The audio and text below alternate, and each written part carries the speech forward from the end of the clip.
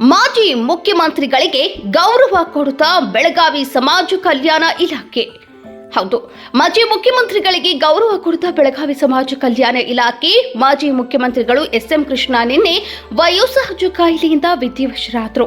ಹಾಗೂ ಇಂದು ರಾಜ್ಯಾದ್ಯಂತ ಶಾಲಾ ಕಾಲೇಜು ಹಾಗೂ ಸರ್ಕಾರಿ ಕಚೇರಿಗಳಿಗೆ ರಜೆ ಘೋಷಿಸಿ ರಾಜ್ಯಾದ್ಯಂತ 3 ದಿನ ಶೋಕಾಚರಣೆ ಹಾಗೂ ನಮ್ಮ ರಾಷ್ಟ್ರ ಧ್ವಜವನ್ನ ಅರ್ಧಕ್ಕೆ ಏರಿಸಬೇಕು ಹಾಗೂ ಇದು ಕಡ್ಡಾಯವಾಗಿ ಪಾಲನೆಯಾಗಬೇಕು ಎಂದು ಕೂಡ ಹೇಳಿದ್ರು.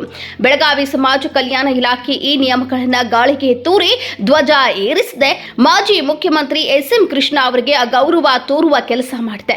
ಇದು ಕಚೇರಿಯ ಸಿಬ್ಬಂದಿಗಳ ತಪ್ಪೋ ಅಥವಾ ರಾಮನಗೌಡ ಕನ್ನೊಳ್ಳಿ ಜಂಟಿ ನಿರ್ದೇಶಕರು ಸಮಾಜ ಕಲ್ಯಾಣ ಇಲಾಖೆ ಬೆಳಗಾವಿಯವರ ತಪ್ಪೋ ಇದನ್ನು ಪರಿಶೀಲಿಸಿ ರಾಜ್ಯ ಸರ್ಕಾರ ಹಾಗೂ ಬೆಳಗಾವಿ ಜಿಲ್ಲಾಡಳಿತ ಇವರ ಮೇಲೆ ಕಠಿಣ ಕ್ರಮ ತೆಗೆದುಕೊಳ್ಳಬೇಕು ಎಂದು ಸುವರ್ಣ ಜನನಿ ವಾಹಿನಿಯ ಒಂದು ಕಳಕಳಿಯ ವಿನಂತಿಯಾಗಿದೆ.